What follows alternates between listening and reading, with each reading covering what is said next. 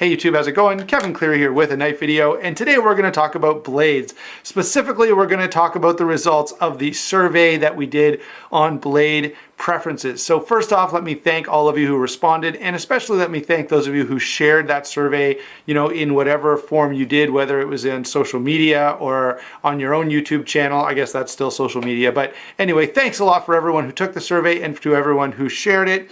Now let's go ahead and get into the results. Oh wait, one more thing. Should point out that this is primarily going to be about, or going to be a representation of the knife community, okay?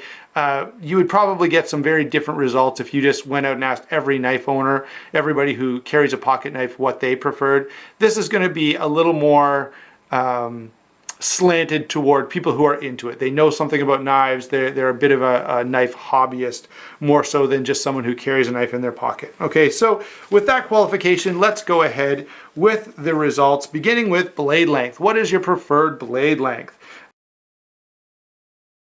As you can see, most people prefer a 2.5 to 3.5 inch blade, with a still a good number liking 3.5 to 4.5 inches. And I think that makes sense. That's going to be pretty practical to carry. And, I definitely fall into the latter category. I do find that an extra length in the blade does give you a little more cutting ability, gives you a little more utility, because there are some things that require that blade to reach across, I don't know, let's say cutting a grapefruit in half, where that extra reach is useful, or even cutting a sandwich. A 3.5 inch blade can't reach all the way across a sandwich.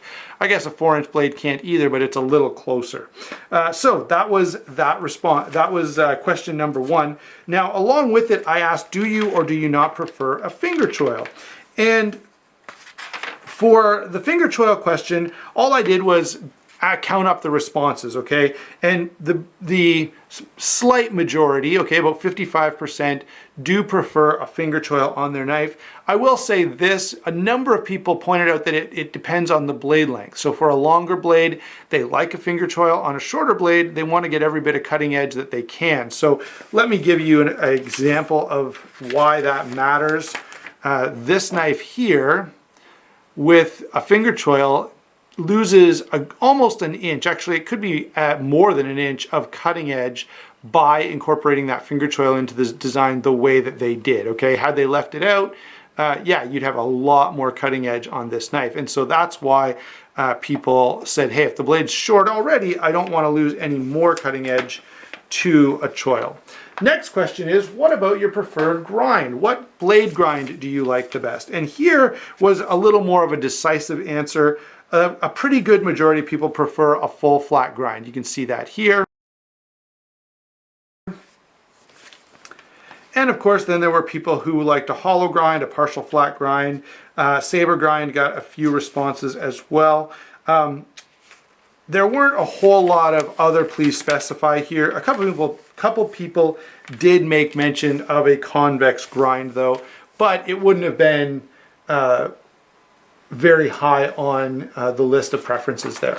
So what is the next one here? What is your preferred blade steel? Again, guys, remember that this is knife enthusiasts. Probably the majority of people who carry a knife have no idea what steel it is anyway.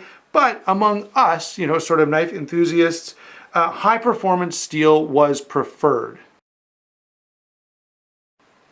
Okay, so by high performance steel, I was thinking of, S30V, even S35V, and I wouldn't call that a super steel, 154 CM, CPM 154. There's lots of really, really good, what I would call high performance steels. There are tons of them.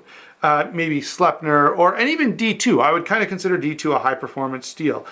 You could class it in the budget steel range, maybe, sort of, but I don't know. Anyway, the reality though that I think this number indicates to us is that people like a steel they can depend on. It's not so much about being trendy as it is about being useful.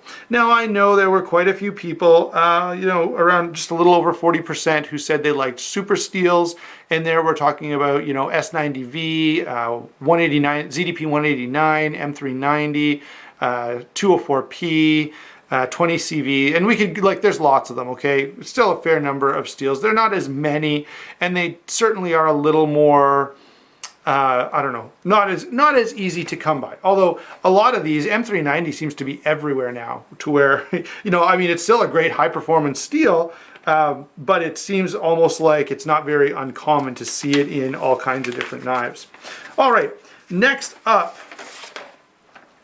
what is the primary purpose of your blade? Okay, and of course, the vast majority said everyday cutting tasks. I do like the fact that a number of people said looking awesome. That was pretty good. And then, you know, there were some people who said it's for work, and the least number said it was for defense, okay? And so, and I think that impacts what kind of blade you're going to like, which is why I included that question in here. I did have people who could, I did have the option that you could write in, you know, other please specify. And I did have one person write in feeling super confident as their primary purpose for their blade. I don't know, they probably could just get a haircut and feel the same, but I guess since you don't get one every day, a knife is a secondary option. Let's see here. What is your preferred blade shape? So drop point, spear point, clip point, tanto, harpoon, standard, or other, please specify. And here, the vast majority of people preferred a drop point blade. You can see that there now. But also, I didn't put it on the list, and that was my mistake. Wharncliffe got a lot of write-ins. I did have, you know, the option to specify if it was something else, and we got a fair number of other please specify, and the vast majority of those were asking or were saying they preferred a Wharncliffe.